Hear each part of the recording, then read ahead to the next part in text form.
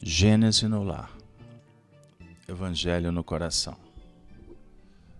Manhã do dia 5 de agosto do ano de 2020, agradecemos, ó Pai, pela divina oportunidade que nos concedestes. O dom da vida, a família, o lar, o aprendizado, os amigos, o trabalho, o estudo, a renovação.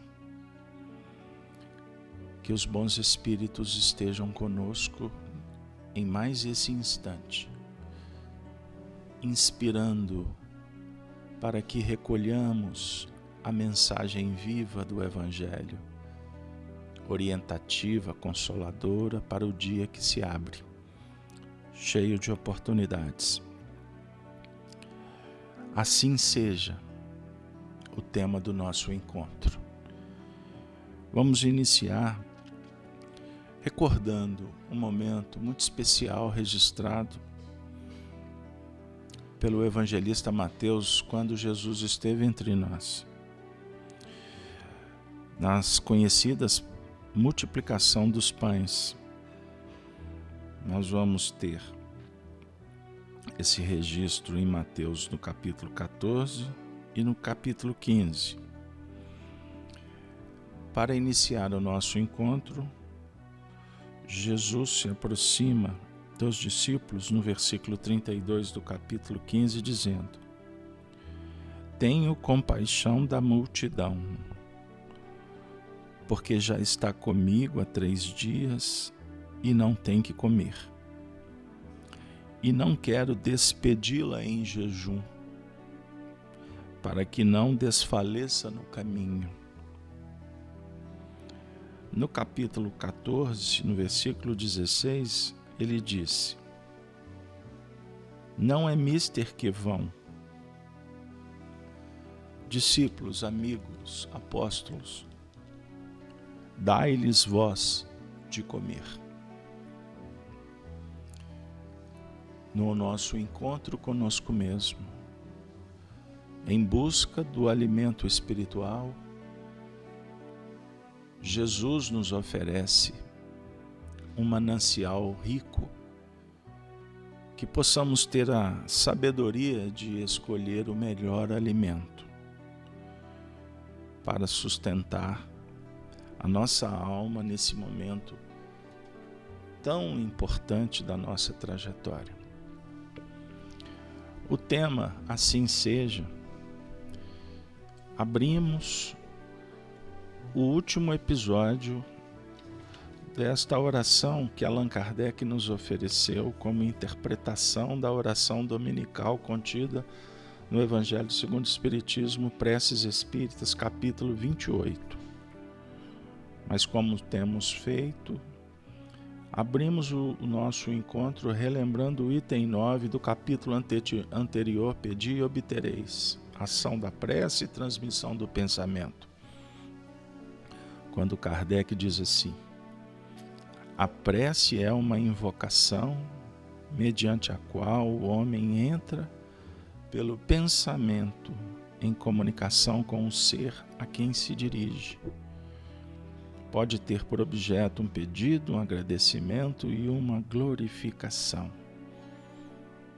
E ainda mais, no item 10, Kardec diz assim, que o Espiritismo torna compreensível a ação da prece, explicando o modo de transmissão do pensamento.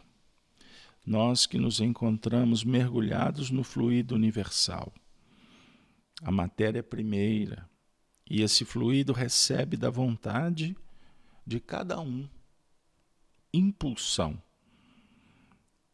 Através dele, veículo do pensamento como o ar é do som. Convidados, então, nos encontramos para refletir, sentir e acionar a vontade para que esta leve o nosso pensamento aos objetivos e que sejamos cada vez mais orientados em como fazê-lo. A oração dominical referência oferecida por Jesus na relação do Filho com o Pai. Integração com a natureza,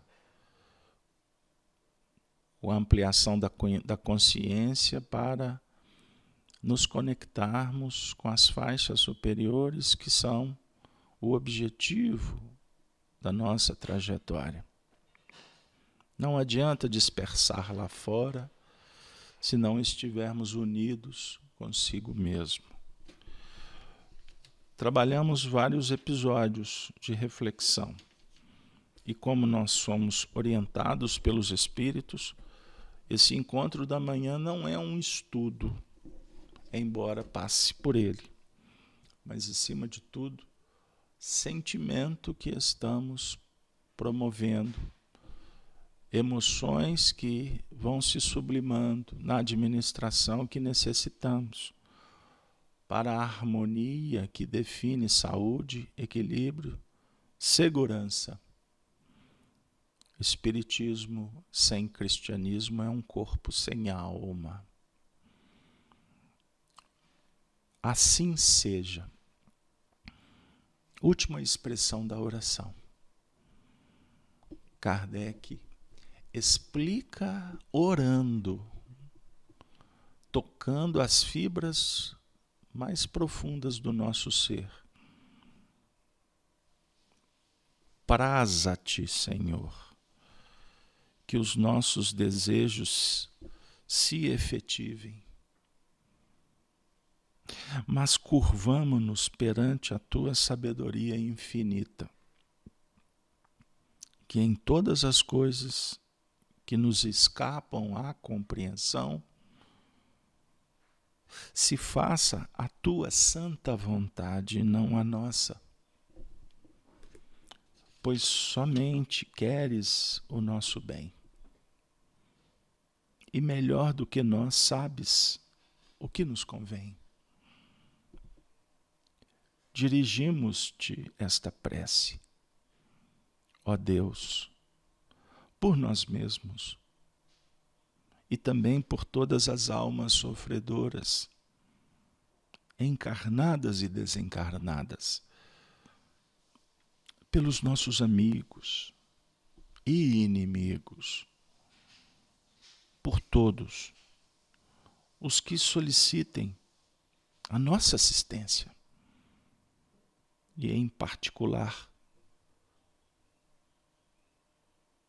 nos dê força, Senhor. Para todos suplicamos a tua misericórdia e a tua bênção. Assim seja. Pronunciado muitas vezes com o intelecto, com a razão, apenas dizendo, terminou. Não é assim. É assim seja, conforme a vontade do Senhor. É um ato de profunda misericórdia para consigo mesmo e para com a vida. Procurando inspiração que esclareça o porquê, qual o sentido da vida, aonde estamos, o que estamos fazendo. Você tem claro? Você tem observado o que tens feito? Você tem mensurado, verificado as repercussões das suas ações, das suas escolhas? Assim seja. Temos os olhos abertos para a missão,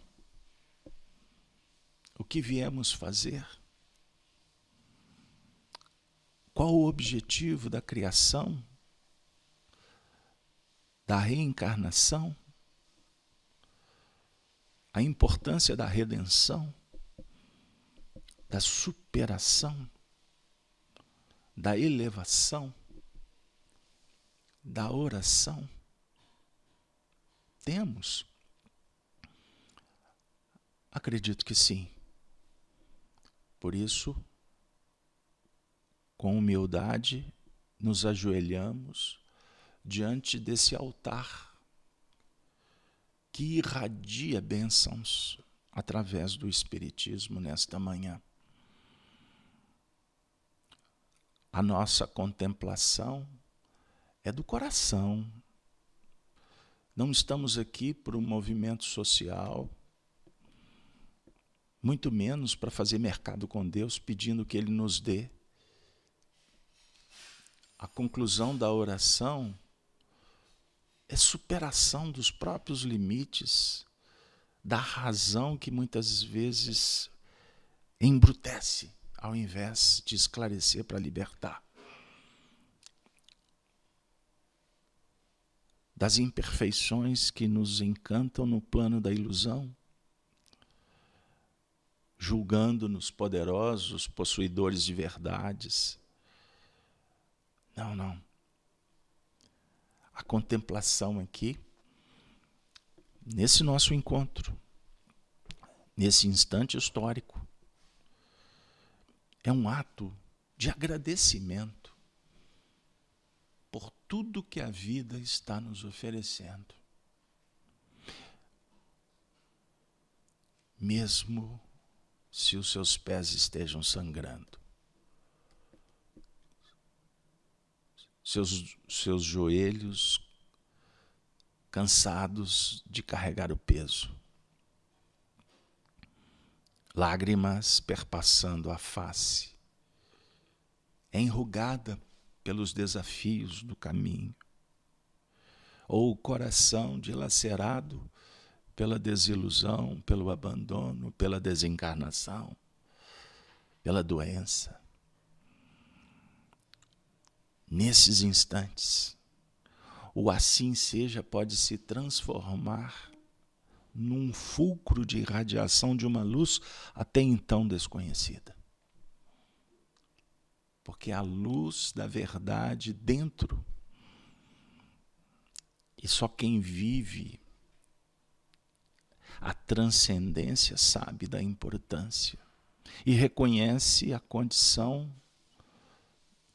exuberante que o Senhor nos oferece, a oportunidade da vida, do trabalho. Assim seja, cumpra-se em mim conforme a tua palavra. Obrigado, Senhor, pelas lutas, pelas bênçãos. Compreendemos e aceitamos que em determinados momentos seria melhor dizer, não, Senhor, livra-me. Mas será que seria o melhor? Por certo, não. Porque precisamos das tarefas. E estamos aqui não para sofrer. Estamos aqui porque escolhemos uma prova. O Espiritismo teoriza. A teoria da escolha das provas antes da reencarnação esclarece, consola e impulsiona o ser na direção da vitória. Porque sem compreender tudo obscuramente, causa desconforto. O que tem depois da curva? Qual será o meu futuro? Pois bem, no nosso encontro, nos fora sugerido trazer uma história curta, que foi publicizada por Allan Kardec, na Revista Espírita de 1863, numa publicação que recebeu o título de Os Servos. É a história de um criado. Kardec conta que há 2 anos, ou seja, 1861, ele fez uma viagem e se hospedou numa casa de uma família muito amiga, da alta sociedade francesa. E nesta tinha um jovem criado cujo rosto fino e inteligente nos chamou a atenção pelo ar de distinção, de nobreza, de educação. Nada em suas maneiras denotava inferioridade. Sua dedicação ao serviço dos seus amos não tinha qualquer conotação de servilidade, de pessoas sem condições. Ele estava voltado àquela família há muitos anos.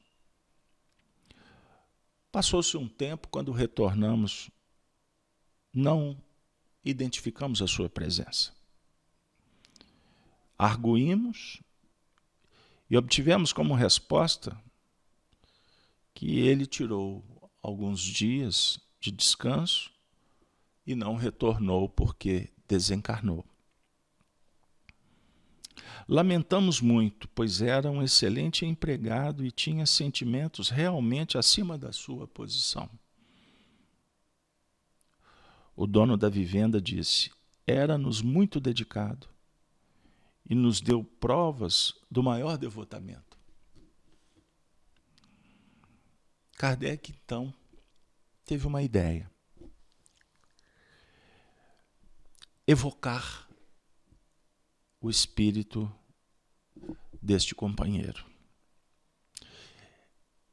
E a espiritualidade permitiu e ele atendeu. Se comunicou na Sociedade Espírita de Paris e trouxe o seguinte depoimento: em minha última encarnação, eu era, como se diz na terra, de boa família, arruinada pela prodigalidade de meu pai. Muito cedo fiquei órfão e sem recursos. O senhor G, o proprietário da vivenda, foi meu benfeitor. Educou-me como filho e deu-me uma boa educação, que me encheu de alegria, contentamento. Na última existência, quis expiar meu orgulho, nascendo em condição servil, e tive a ocasião de provar dedicação ao meu benfeitor. Até lhe salvei a vida, sem que ele o notasse. Era ao mesmo tempo uma prova da qual tirei partido, pois tive bastante força para não me corromper no contato com um meio, geralmente vicioso. A despeito dos maus exemplos, fiquei puro. Pelo que dou graças a Deus por ter sido recompensado com a felicidade que desfruto. Allan Kardec então perguntou para ele: em que condições salvou a vida do senhor G? Num passeio a cavalo, respondeu o amigo, em que eu o seguia só. Percebi uma grande árvore que caía ao seu lado, sem que a visse. Chamei com um grito horrível. Ele se voltou bruscamente, e enquanto a árvore caía aos seus pés. Sem o movimento que provoquei, ele teria sido esmagado. Kardec comenta que posteriormente relatou o fato para o senhor G, que confirmou o que ele houvera esquecido. Então Kardec volta e pergunta para o espírito: por que morreu tão jovem?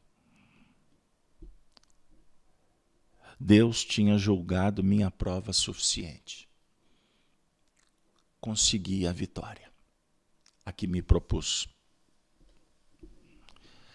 Kardec pergunta: como aproveitou a prova se não tinha lembrança da vida anterior e da causa que a motivara?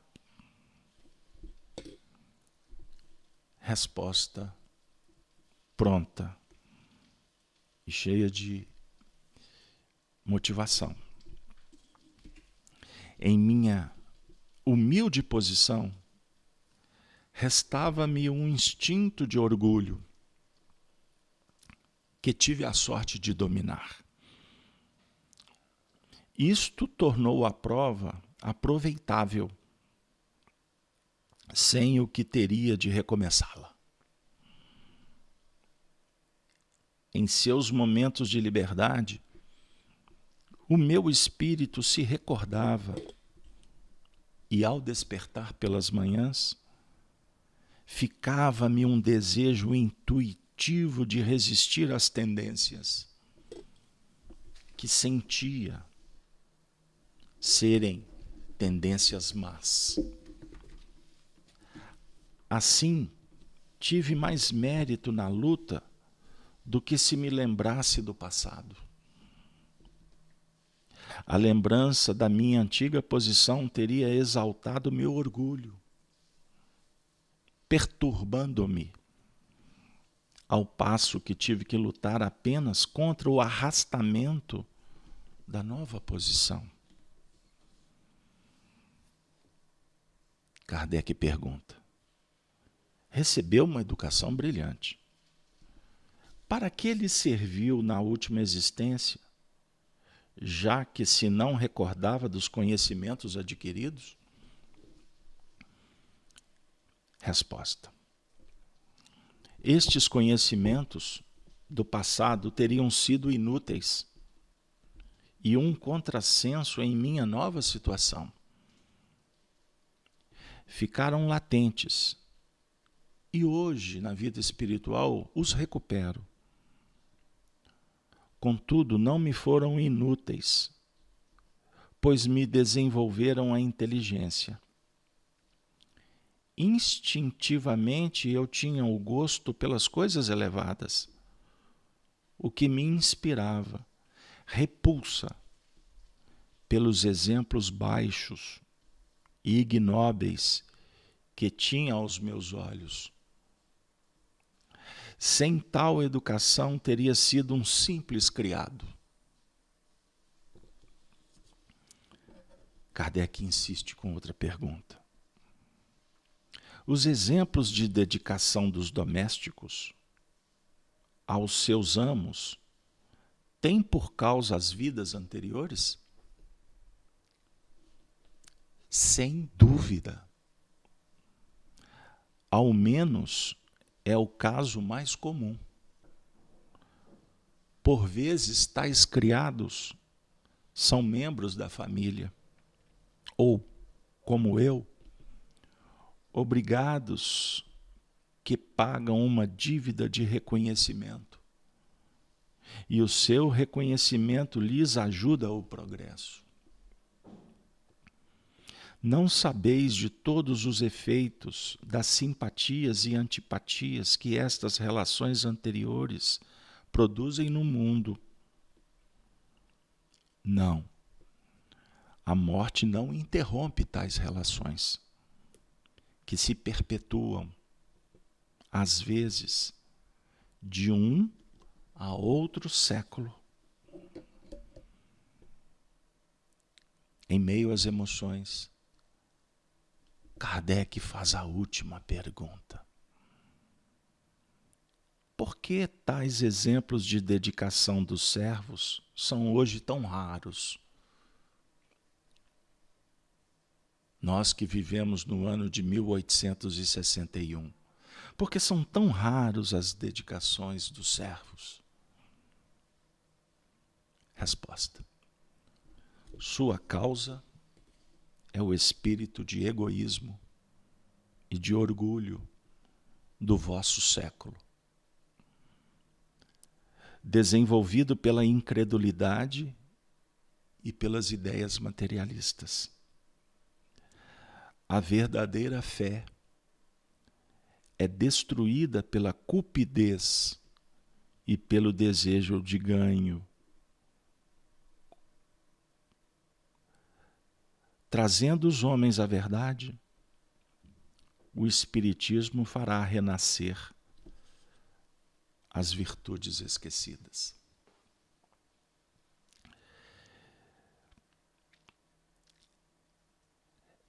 Esta lição nos remete a muitas projeções, aberturas, links, portas que se abrem.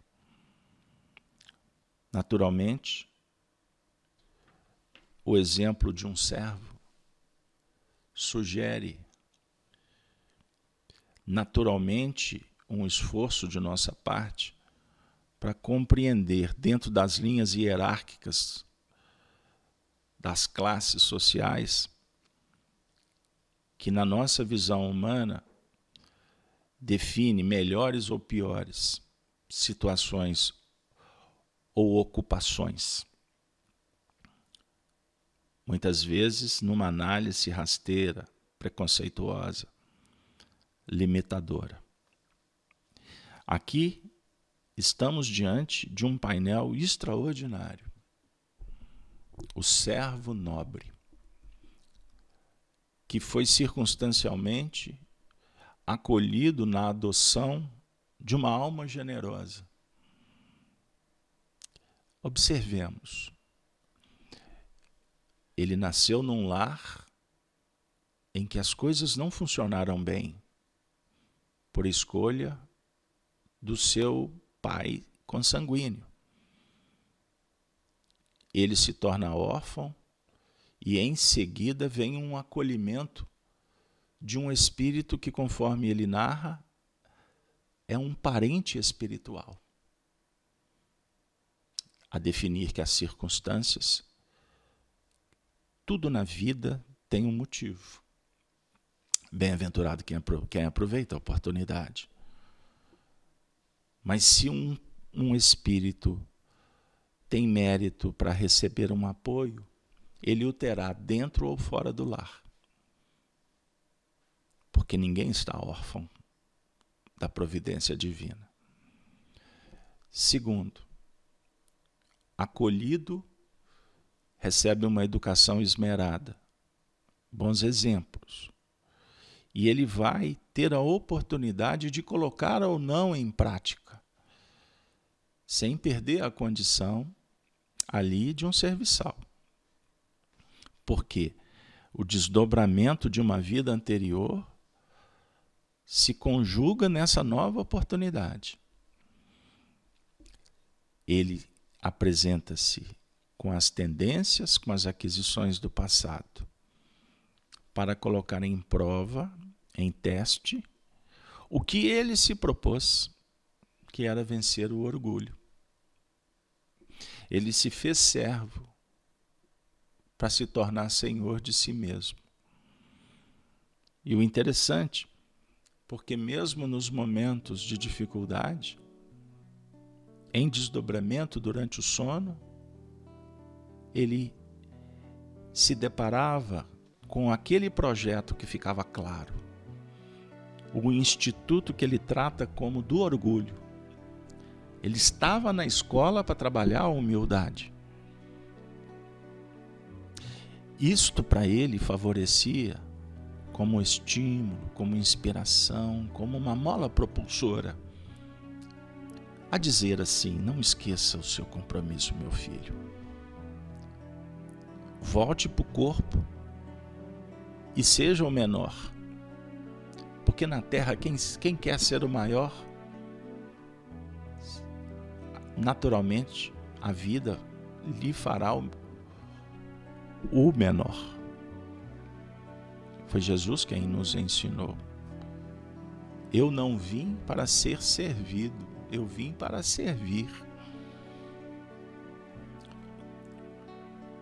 Ele desencarnou cedo, jovem, e afirma que foi da vontade divina, porque ele já tinha cumprido o mandato. Amigos, Quantas pessoas se desesperam quando vê alguém desencarnar? Por orgulho, por egoísmo. Porque nós estamos aqui, conforme Emmanuel certa feita disse para Chico Xavier, para cumprir um tratado. A reencarnação representa o Ministério da Justiça.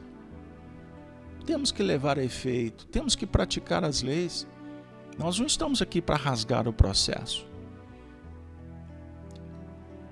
E para aqueles que gostam das histórias xavierinas,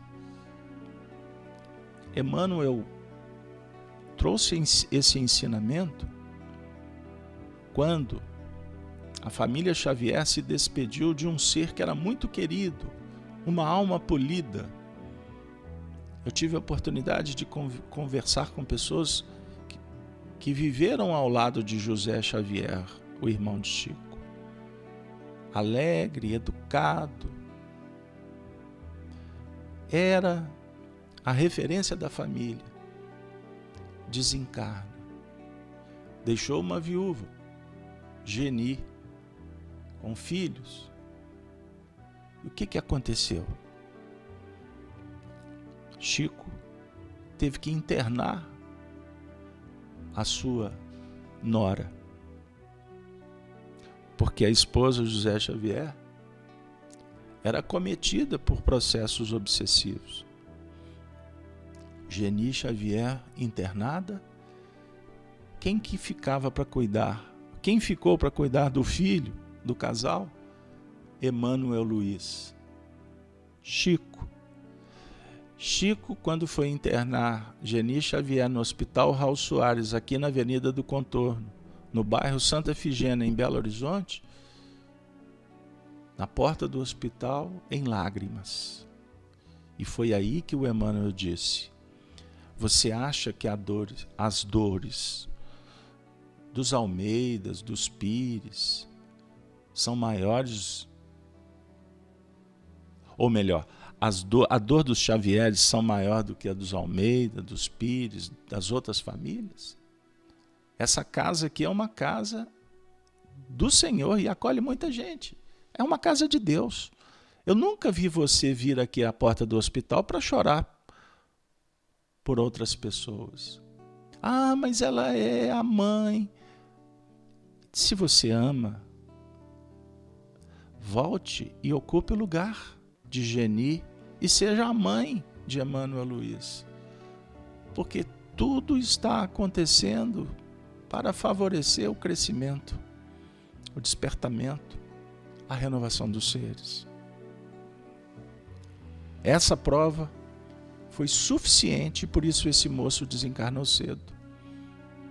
Se nós estamos há mais tempo na Terra, agradeça a Deus, que assim seja, a definir que nós não cumprimos ainda a nossa tarefa. Ou pode ser que estejamos tendo moratória para aproveitar melhor um tempo que não foi tão valorizado ontem. Acréscimo de bondade, de misericórdia. Assim seja. Maria Santíssima disse para o anjo Gabriel: faça-se em mim conforme a tua palavra, Senhor. Eu sou a serva, eu sou a escrava da palavra, da verdade, que nos leva à vida. Nos ensina Emmanuel, no livro Alma e Coração, na lição de número 59. Cada qual de nós, no internato da reencarnação, é examinado nas tendências inferiores que trazemos das existências passadas, a fim de aprendermos que somente nos será possível conquistar o bem vencendo o mal que nos procure, tantas vezes quantas necessárias, mesmo além do débito pago ou da sobra extinta. Fácil, pois, observar que sem a presença da tentação, a virtude não aparece. E assim será sempre, para que a inocência não seja uma flor estéril. E para que as grandes teorias da elevação não se façam sementes frustradas no campo da humanidade. Assim, Senhor, ensina-nos a oferecer-te o coração puro e o pensamento elevado na oração. Ajuda-nos a pedir em teu nome, para que a força dos nossos desejos não perturbe a execução de teus desígnios.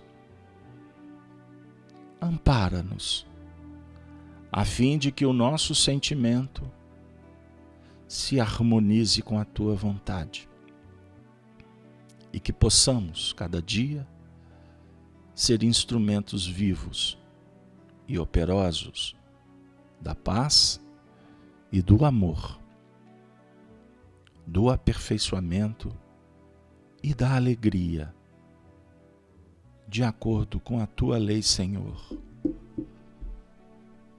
Assim seja. Ave Cristo. Selamos o nosso trabalho com a esperança de dias melhores, que estão bem próximos do nosso coração. Que a boa vontade se faça.